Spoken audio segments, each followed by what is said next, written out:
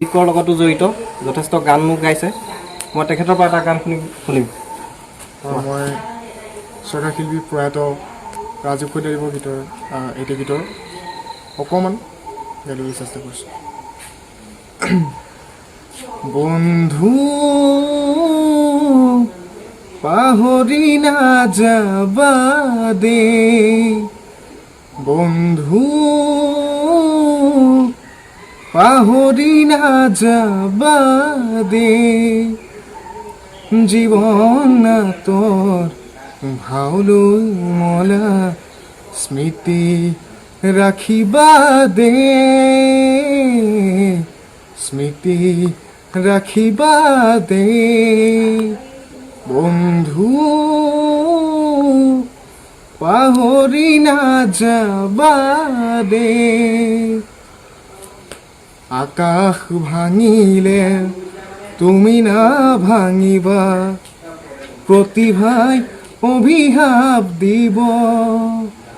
কলা ডাৱৰে আকাশ ঢাকিব ধুমুহাই উৰুৱাই নিব নিউ নিউ কৰা ফেঁচাৰ চিঞৰে নিউ নিউ কৰা ফেঁচাৰ চিঞৰে তোমালৈ সোঁৱৰাই দিব তোমালৈ সোঁৱৰাই দিব বন্ধু পাহৰি নাযাবা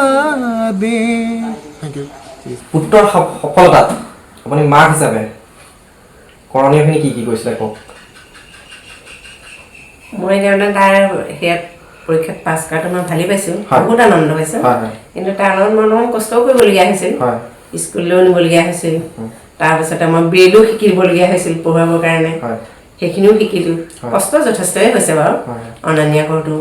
ইয়াৰ পৰা ধৰক 7টাত বা 7:30 যাবই লাগে গৈ তাত 8টাত পাবগৈ লাগিব ক্লাছ কৰিবলৈ 8:30 ক্লাছ হয়েই গানৰ ক্লাছ তাত পাবগৈ লাগে সেইখিনিও কষ্ট হৈছিলে এতিয়া ভাল লাগিছে এতিয়া ভালেই লাগিছে বহুত কষ্ট হয় ঠিক আছে হেৰিয়াত ভাল পাইছোঁ আৰু এতিয়া পৰীক্ষা দিবলৈও মই মানে তাৰ নিজৰ নোটবিলাক মই কিছুমান সামৰি থৈছিলোঁ সেইখিনিও সি পৰীক্ষাৰ কাৰণে চাইছিলে ইউটিউবতো চাইছে মোবাইলতে বেছি চাইছে আৰু কোনেনি ইমান পঢ়িবলৈ থাকিবলৈও সময় নাই তাৰ মাজে মাজে মই কওঁ কেইটামান চাই দিওঁ মই দেখা কিতাপ চাই দিওঁ সেই তেনেকৈয়ে পঢ়ে আৰু ঠিক আছে ভৱিষ্যতে ল'ৰাক কি ভৱিষ্যতে মই তাক অলপ উচ্চ শিক্ষা দিয়াৰ চিন্তাই আছিলে কিন্তু এইখিনিতে মই উল্লেখ কৰিছোঁ আমাৰ সেই পৰিয়ালৰ একমাত্ৰ পুত্ৰ সন্তান তাক পঢ়ুৱাবৰ কাৰণে আমি যোৰহাট ব্লাইণ্ড স্কুলত নামভৰ্তি কৰিবলগীয়া হ'ল আৰু তালৈ অনা নিয়া কৰিবৰ কাৰণে আমাৰ ঘৰত এতিয়া এজন ব্যক্তি নথকা মোৰ তাৰ মাক মোৰ পৰিবাৰে এখন স্কুলত কৰ্মৰত অৱস্থাত থাকোঁ আছিলে পিছত সেই চাকৰি ইস্তফা দি তাক আমাৰ ল'ৰাটোক ব্লাইণ্ড স্কুলত পঢ়ুৱাবৰ কাৰণে অনা নিয়া কৰিলে গতিকে সি তাতেই তাৰ পৰাই সুখ্যাতিয়ে হাইস্কুল শিক্ষান্ত পৰীক্ষাত উত্তীৰ্ণ হ'ল তাৰপিছত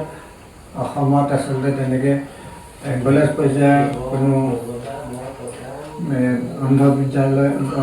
কলেজ নাই গতিকে সাধাৰণভাৱে কলেজতে পঢ়াবলগীয়া হ'ল গোলাঘাট পূৰ্বাঞ্চলিক মহাবিদ্যালয় হায়াৰ ছেকেণ্ডেৰী পৰীক্ষাত পাছ কৰি সি তাত সুখ্যাতিয়ে উত্তীৰ্ণ হ'ল অতি দুখৰ বিষয় তাক ডিগ্ৰী পৰ্যায়ত